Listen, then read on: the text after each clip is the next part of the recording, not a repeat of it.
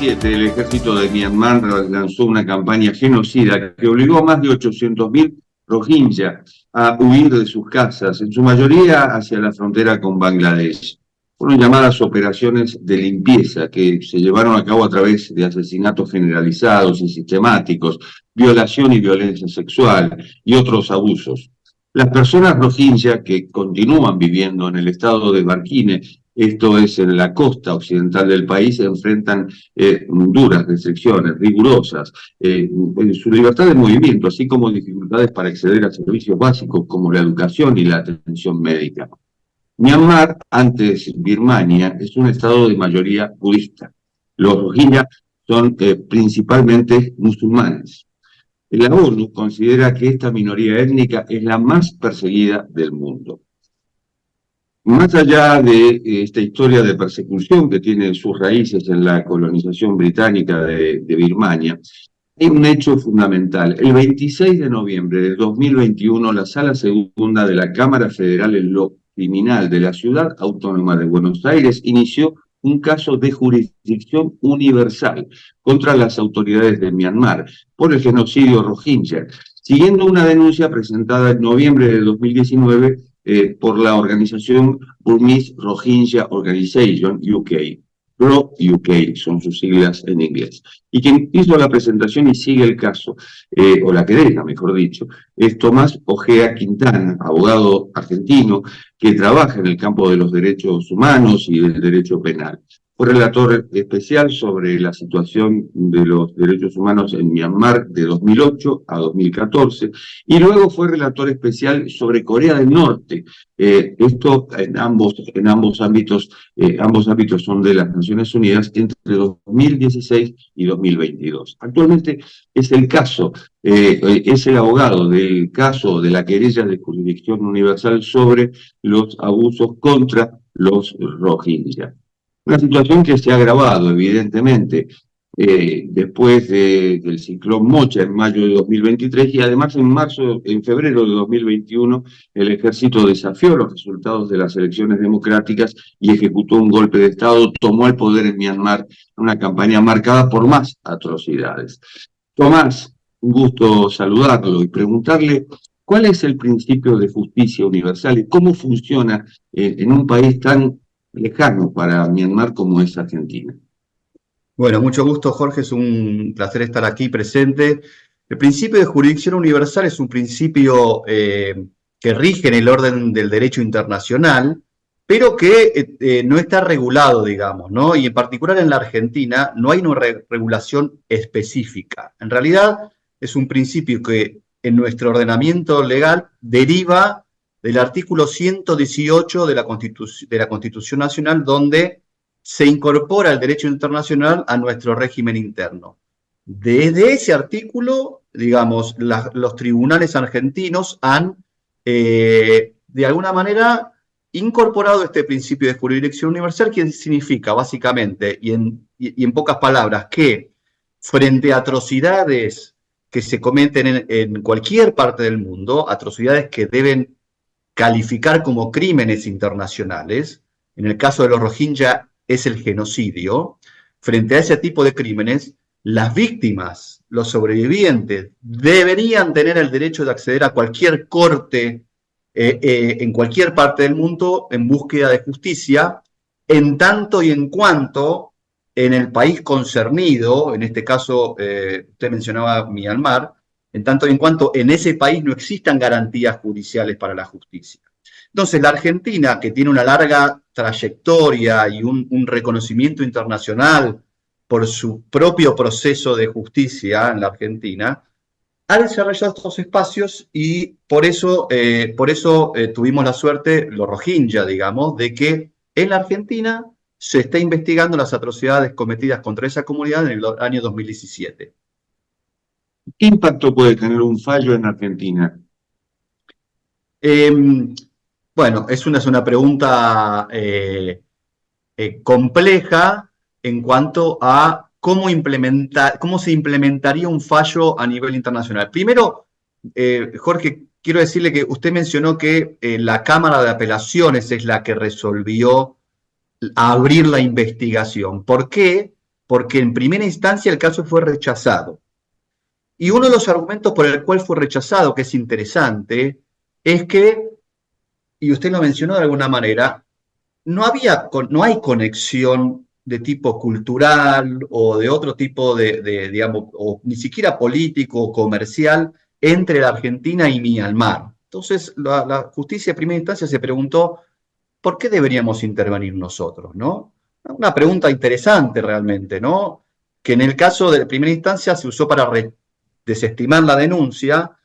Nuestro argumento es un argumento, y volviendo a esta descripción de en qué consiste la jurisdicción universal. Es un genocidio que se cometió contra los rohingyas. Los rohingyas no tienen dónde ir a pedir justicia porque la Corte Penal Internacional no tiene un caso per se, por ejemplo.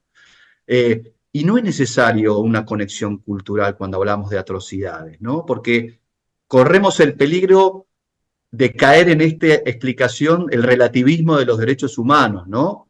Eso fue un poco la discusión que se dio en la apelación. En segunda instancia, la Cámara lo reconoció, lo entendió y por eso decidió lanzar la investigación. Nosotros lo que pedimos en términos de efectividad, y para responder a la pregunta concretamente, en este momento, después de que la Fiscalía que tiene el caso ha producido prueba y hay prueba ya suficiente en el expediente, según nuestro entender, es que se emitan órdenes de arresto internacional.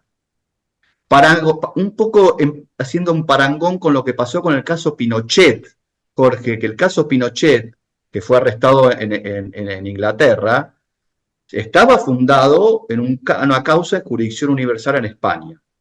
Entonces, en términos de efectividad, una orden de arresto internacional emitida por la justicia argentina sería muy relevante para los Rohingya, para demostrar la importancia de que es necesario hacer justicia. Y bueno, después habría que ver cómo implementar esa orden de arresto internacional en el mundo, ¿no? Es decir, la Interpol, etcétera, etcétera. Todos los problemas que aparecerían, pero sería un paso muy importante. Eso entienden los Rohingyas. Comparándolo con el caso Pinochet, que en ese momento era senador vitalicio y fue a Londres por una hernia de disco, en realidad, para una intervención. Fue retenido en Londres, pero en este caso, ¿contra quién se querella? Bueno, la querella es contra... la querella se interpuso en el año 2019, todo el proceso de apelación duró un año y medio, dos, y en el diciembre 21 la Cámara resolvió abrir la investigación. La querella originaria incluye a los acusados desde el comandante en jefe de las Fuerzas Armadas de Myanmar, que fue el que ordenó la ejecución de esas operaciones de limpieza en el año 2017, de las cuales usted hacía referencia, y para abajo, en todo este proceso de investigación hemos podido acreditar autores directos incluso, ¿no? Que en el territorio cometían los abusos, incluso violaciones a las mujeres rohingya.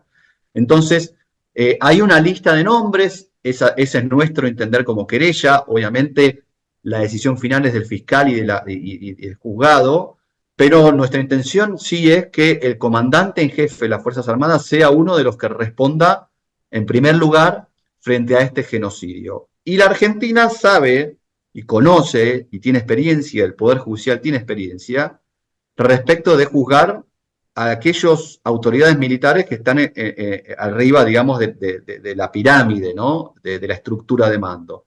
Entonces, eso es lo que nosotros estamos pidiendo, que el comandante en jefe de las Fuerzas Armadas de Myanmar sea uno de los que esté incluido en la orden de arresto internacional. Con un detalle, Jorge, y usted habló del golpe de Estado que los militares ejecutaron recientemente en febrero del 2021 en Myanmar. El que conduce hoy el país en Myanmar es efectivamente el mismo que llevó adelante las operaciones de limpieza, que es respecto de quién estamos pidiendo orden de arresto internacional. Con lo cual hay una complejidad ahí, pero nosotros creemos que las condiciones jurídicas están dadas. ¿Qué crímenes específicamente son los juzgados? Y si se puede esto cuantificar. Usted hablaba de la provincia de Rakhine, una provincia que está al oeste de Myanmar, que es una provincia, le diría, parecida a que podría ser Salta o Jujuy. En esa provincia viven efectivamente los Rohingya, la comunidad Rohingya vive solamente en esa provincia. Y esta operación de limpieza fue una avanzada militar sobre toda esa área en un periodo muy corto, ¿no? Periodo muy corto de tiempo, donde avanzaban, digamos, los escuadrones militares, los batallones, y en ese avance cometieron las peores atrocidades, incluyendo, eh, se ha comprobado hasta ahora en el expediente, violaciones grupales de las mujeres Rohingya, asesinato indiscriminado de las personas, entraban a las aldeas, estas son aldeas, ¿no? Como en esas películas que veíamos de la guerra de Vietnam, donde uno ve las aldeas que están desguarecidas, ¿no? No hay Estado ahí que las proteja, no hay nada. Ahí vivían estas comunidades y ahí en esas aldeas avanzaban las fuerzas militares y cometían las peores atrocidades, incluyendo, como le digo, violaciones masivas, ejecuciones, se quemaba toda la aldea, hay casos que se han comprobado de asesinato de niños también, desapariciones forzadas, todo en un periodo bien corto de tiempo y en forma sistemática en la parte, digamos, norte de esta provincia. Eso es lo que se está acreditando aquí en la causa judicial. El Código Penal es lo que rige en el juicio local acá en la Argentina, el Código Penal, pero también el derecho internacional tiene su influencia a la hora de calificar jurídicamente los crímenes. Entonces nosotros estamos hablando también de genocidio y de crímenes de lesa humanidad. Este genocidio de los Rohingya, Jorge, ha sido acreditado, digamos, por una comisión cuasi judicial de Naciones Unidas, un informe muy importante del año 2018 que dio cuenta de todos estos crímenes, y hay un consenso internacional además en Naciones Unidas y en todo el mundo acerca de lo que pasó allí, ¿no? Es decir, lo que pasó allí ya no es, nadie lo cuestiona desde el punto de vista de la verdad. Lo que sí es necesario, actos de justicia, ¿no? Y en ese camino estamos recorriendo aquí en la Argentina, en un proceso complicado porque, claro, los agentes judiciales de aquí de la Argentina, el fiscal, los jueces, son jueces, digamos, locales, que llevan los propios asuntos nuestros de la Argentina y de repente se encuentran con que tienen que investigar esto en otra parte del mundo, aparecen los problemas logísticos, del lenguaje, ¿no? Temas complicados, pero yo les quiero decir que hemos encontrado un compromiso muy importante de parte de la justicia federal en el caso de los Rohingya, que merece ser destacado, que además está siendo observado por todas las Naciones Unidas y por muchos países muy poderosos del mundo a ver cómo avanza eso, como un ejemplo muy interesante. Y un aspecto más, y el último, Jorge.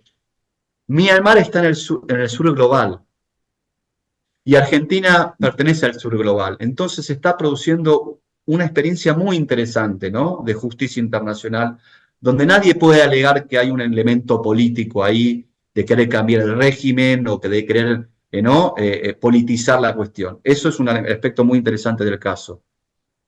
Y los sobrevivientes o los parientes, digamos, de aquellos que sufrieron estas atrocidades, ¿tienen alguna participación? ¿Pueden venir como testigos o pueden declarar como testigos? Es excelente la pregunta porque nosotros lo primero que nos propusimos con la querella es que este caso sea un caso real, ¿no? Que tenga carnadura. Entonces organizamos toda una operación para que 7 sobrevivientes de este genocidio que hoy viven en Bangladesh, que escaparon las operaciones de limpieza, pero sufrieron las atrocidades y viven hoy en Bangladesh, que son gente común que vivía en sus aldeas, ¿no? 7 de esas personas, Jorge, viajaron desde Bangladesh hasta la Argentina en junio del año pasado y dieron testimonio presencial en las salas de Comodoro Pi frente a las autoridades judiciales y fue un evento extraordinario para las víctimas, sentir que realmente estaban en un escenario de justicia, que había jueces que los estaban escuchando, y también para las autoridades argentinas, ¿no? Tomar contacto real con las víctimas, con entender las personas, qué es una persona rohingya, qué es una mujer rohingya que fue violada. Fue muy interesante. Ahí el gobierno de Bangladesh colaboró muchísimo. La Cancillería Argentina colaboró muchísimo con todo el papelerío para que viajaran. Entonces, eso fue realmente muy relevante para que el caso tuviera la importancia que tiene, ¿no? Para que las víctimas realmente pudieran declarar, y en ese proceso seguimos. Tomás, ¿existe un proceso similar en otros países vinculado con Myanmar? Se ha intentado en Alemania, pero Alemania lo desestimó y esa causa se cerró. Se ha intentado en Indonesia, que todavía está pendiente, pero no hay otra posibilidad. Hay un expediente abierto en La Haya, en la Fiscalía de la Corte Penal Internacional, sobre Myanmar, pero que no trata específicamente los crímenes de los que estamos hablando, ¿no? Los crímenes cometidos en esas aldeas. Entonces le diría que, como lo decía más anteriormente, sería el único caso real, concreto, que podría arrojar resultados tangibles respecto de un proceso de justicia como es una orden de arresto internacional.